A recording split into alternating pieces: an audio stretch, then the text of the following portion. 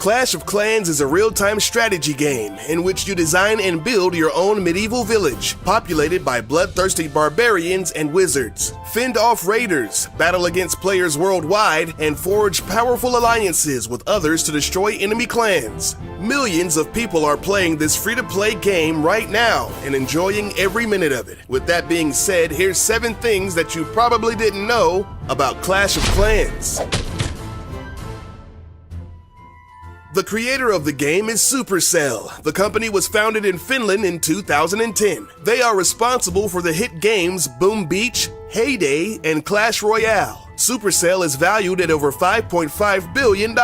Although these games are free to play, or freemium, players can make in-game purchases to give them the edge that they need to dominate their opponents. Clash of Clans rakes in about $5 million every day. Today, the company has a staff of over 250 employees. The crazy thing about all of this is that Clash of Clans has about 30 million active users, but the team that runs the game only consists of about 15 people. The workload may be insane, but the payout is pretty freaking sweet.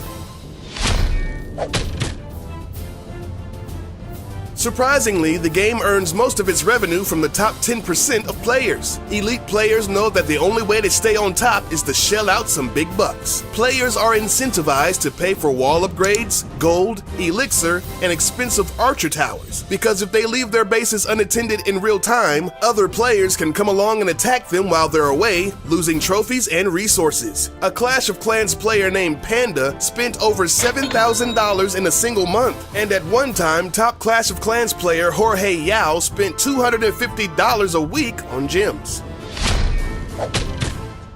Now, you may be asking yourself how a dude living in a 300 square foot apartment in San Francisco can afford to spend that much a week on a game. Well, he had some very wealthy sponsors, most of which were from the United Arab Emirates. At one point, he was playing on 5 different accounts to stay on top. He even had the bright idea of wrapping his 5 iPads in plastic bags so that he could bring his gadgets into the shower with him. Jorge spent 6 months at the #1 spot, and he was the first player to break the 4,000 trophy mark and instantly became famous worldwide. But once he felt like it was taking over his life, he graciously bowed out of contention and stopped playing the game cold turkey. He hit the #1 spot again recently, but it only lasted for a morning. With all this cash flying around, you may be wondering, what do they do with all that money? Well, some of it goes towards marketing purposes. They can afford some big-name celebrities to endorse their game. For Super Bowl 49, they spent $9 million on a 60-second spot starring Liam Neeson. I can't wait to destroy your village while you beg for mercy, but you will get no mercy. I will have my revenge. Liam? Have a scone for Liam? Over here.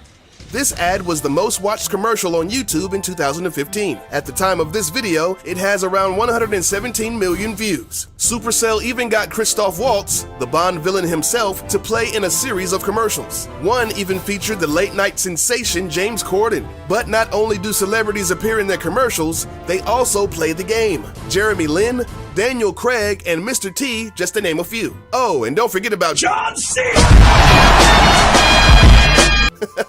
But seriously, he does play.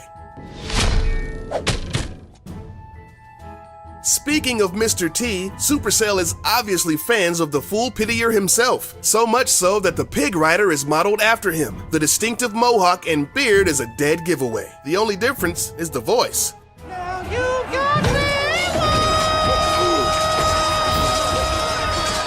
I'm not sure why the Hog Riders need to have such high-pitched voices. In the past, Mr. T has lent his likeness to other games. At one point, he was a spokesperson for the World of Warcraft game. I'm Mr. T and I'm a Night Elf Mohawk. What's your game?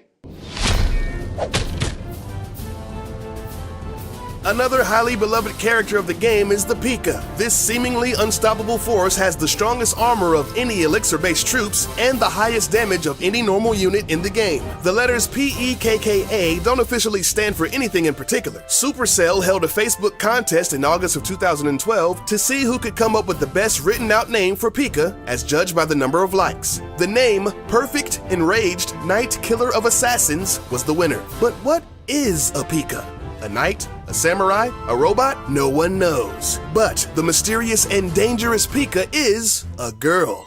On one of the loading screens, there's a tip that reads, "The armor on Pika is so heavy that spring traps do not work on her." Now, some may say that calling a Pika a her is the same as christening a ship as a she, but honestly, at the end of the day, it doesn't matter what gender Pika is. It's still badass.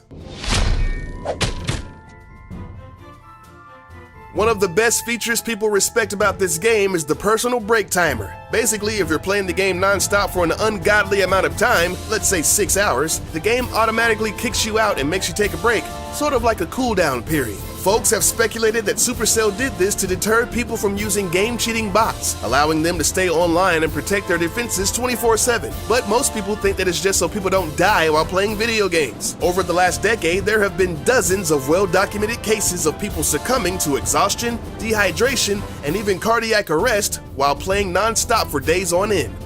Dude, your castle's getting ready. Oh my god!